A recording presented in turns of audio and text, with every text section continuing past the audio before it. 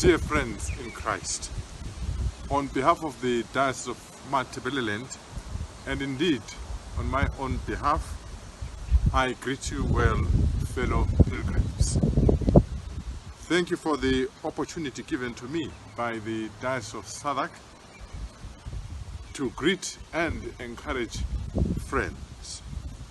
To Bishop Christopher and all his brother bishops in the Diocese of Southwark, to the chairman of our link committee between Matabeleland and Kingston Episcopal Area, Canon Stephen Carlson, as well as the communications officer, Canon Wendy, Bishop Richard, and all at Kingston Episcopal Area. We are directly linked to Kingston Episcopal Area as Diocese of Matabeleland, and we have over a long period of time shared, accompanied each other, supported each other in very many ways.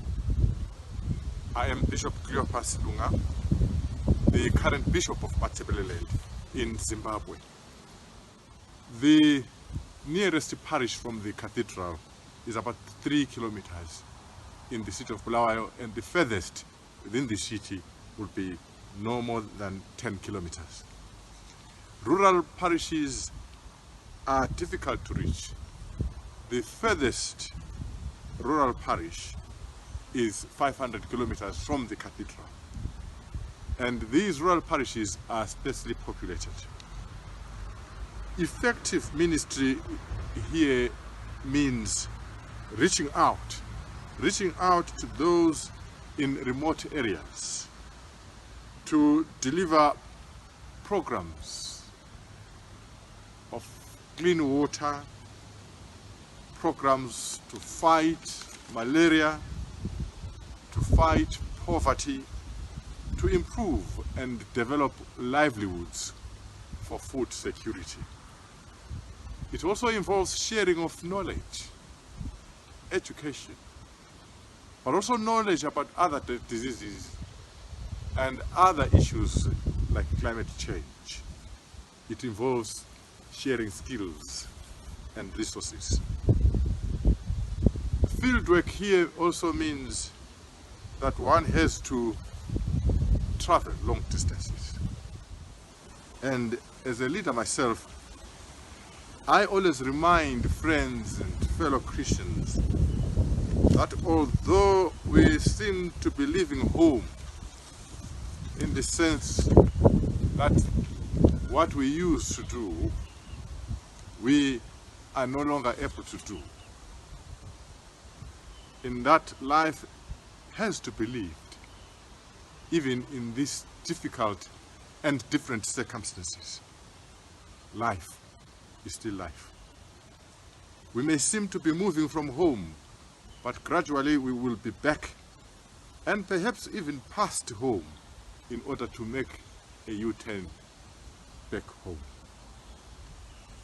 Even as we bring our pain into voice, in our prayers, in our singing, we also bring joy to voice.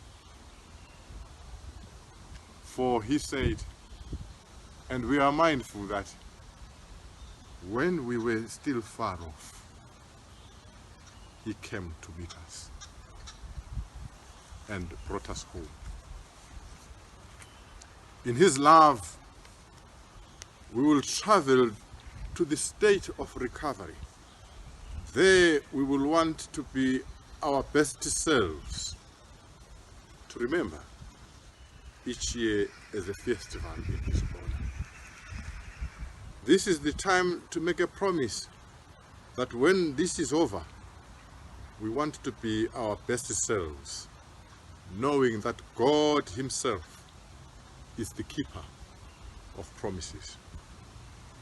Our Christian message, therefore, today is for all of us who inhabit the earth, irregardless of our different philosophies, our different religions. Look, friends, we are faced with the biggest threat of our current times, but we want to ward it off and save our lives as friends.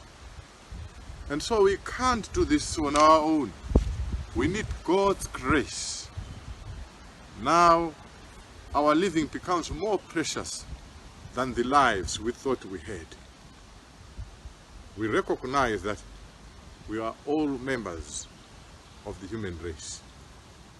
Every minute, every phone call from friends, and every message, no matter how short, no matter how brief a conversation, a smile from a stranger now takes a new significance. Now we are reminded that bodily life is not, or even the highest good, but it is a basic good, and it underpins our existence with each other.